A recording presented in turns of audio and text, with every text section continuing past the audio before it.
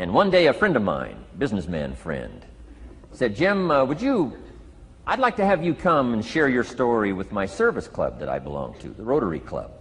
He said, I know your story, Idaho farm boy makes it to Beverly Hills. But he said, I think my club members would love to hear your story. He said, if I arranged one of our breakfast meetings, would you come tell your story? Just share a few thoughts. I said, okay. So I agreed to go give this breakfast talk. And guess what? They liked it. And my telephone rang. I got another call saying, we heard you've given your story and shared some ideas. Would you come talk to our club? First thing I know, I'm starting to devote a piece of my business time to giving these talks. And then one day, a businessman who'd heard my talk, I think 2 or 3 times, approached me and said, would you come and share that story and some thoughts with my management and salespeople? I said, I got this little company going. And he said, if you'd come tell your story to my organization, he said, I'd be happy to pay you. And I thought, wow, wouldn't that be something? So I agreed to go do it, and I got paid. Little did I know, another fortune was waiting for me to translate my ideas into talks and speeches and seminars. Now I've written some books. It's on cassette tape. Now I get to travel around the world. Last year I was in Japan and Israel, Spain, Mexico, Australia, New Zealand, France, Germany, Canada, and now Dallas-Fort Worth. So, Idaho farm boy gets to travel around the world and share his story, and here I am today. Anyway, it's almost too much for me to comprehend. From where I started, raised in obscurity, in a little small farm community, and now to be here today is pretty awesome for me. So anyway, that's just a little bit about my story. My story is probably more intriguing for me than it is for you, but I wanted to hear it again, so I thought I would just, bore you with it.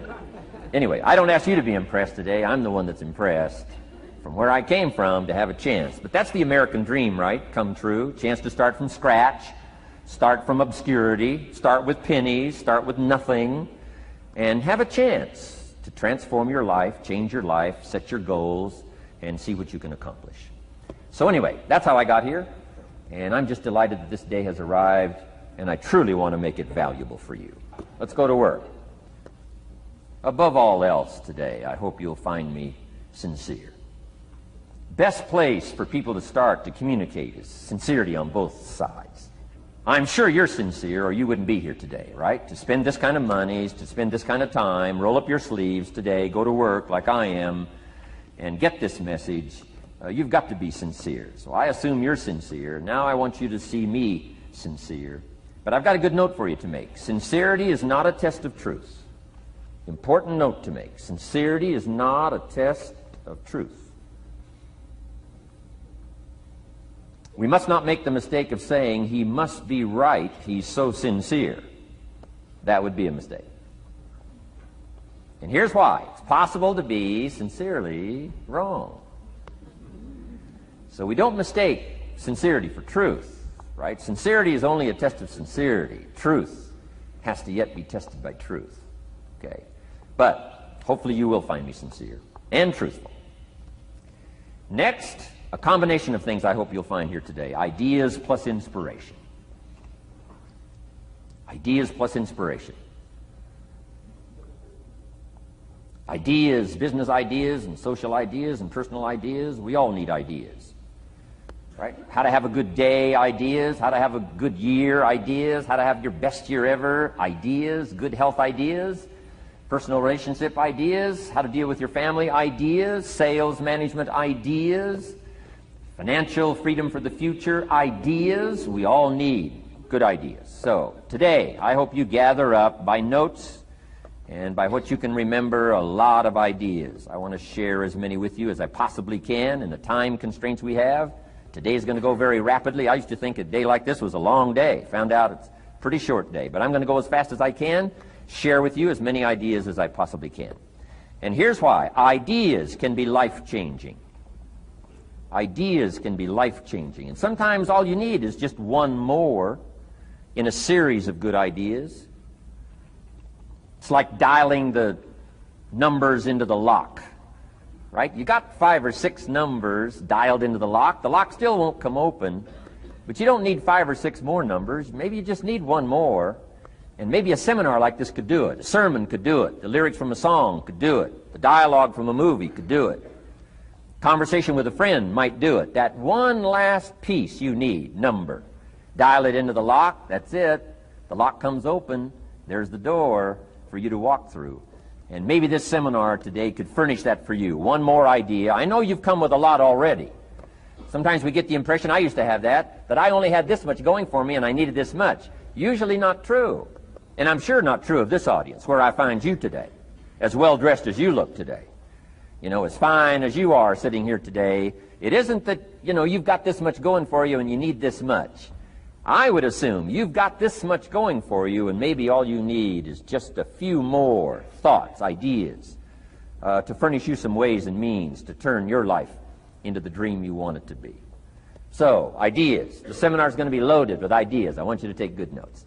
But here's what else I hope you'll find here today, and that is inspiration. And who knows the mystery of inspiration? Why some people are inspired and some are not? You were inspired to get here. Some were not. Who knows the mystery of that? I don't know. How come you made it? The rest of them didn't make it. We don't know what that mystery is. Some people turned it down. Some people said it costs too much. Some people said it's going to take too much time. Some people are too busy. Right? A lot of different excuses why some are inspired to take advantage of something that comes to town. Others pass it up. We don't know the mystery to that. Here's what I call it. Mysteries of the mind. And I just leave it at that. Some things I don't try to figure out. I take the simple approach now. Right? Some people do and some people don't. I mean, that's about as profound as my philosophy is. Some buy and some don't buy. Some go for it and some don't. Some change and some don't. And if you've been around for a while, you can usually work out the numbers, right? Out of 10, 3 do, 7 don't. Whatever business you're involved in, pretty soon you got this ratio going. The ones that do, the ones that don't. You say, well, why don't the ones that don't, how come they don't? We don't know. I just leave it as a mystery. I used to try to understand all that. I just take the simple approach now. The guy says, this happens to me, this goes wrong for me, and all this stuff goes wrong for me. How come all this stuff happens to me? I say, I don't know, it beats me. The best I've been able to figure out is those kind of things always happen to people like you. I mean, right? That's the best I got. I don't know. I'm an amateur on this stuff. What do I know? So, just take the simple approach, right? That's how it is. Who knows? Interesting story says, the day the Christian church was started. Now, I'm an amateur on the Bible, but best account I can remember, the day the Christian church was started, a magnificent sermon was preached. Great presentation. And if you're a student at all of good communication, it was one of the classic presentations of all times. The sermon, the first day the Christian church was started. And it said this sermon, this presentation was given to a multitude, meaning a lot of people. But it was interesting, as the account gives us, the record, it says, when the sermon was finished, there was a variety of reaction to the same sermon. Isn't that fascinating? I find it fascinating. It said some that heard this presentation were perplexed. And I read the presentation, it sounded pretty straightforward to me. I said, why would somebody be perplexed with a good, sincere, straightforward presentation? Best answer I've got. They are the perplexed. I mean, what other explanation is there? It doesn't matter who's preaching. Right? It said some that heard this presentation mocked and laughed, made fun of the presentation. I thought, hey, this looks pretty sincere to me. If you give a sincere, honest presentation, why would somebody mock and laugh? Easy explanation. They are the mockers and the laughers. What else would you expect them to do?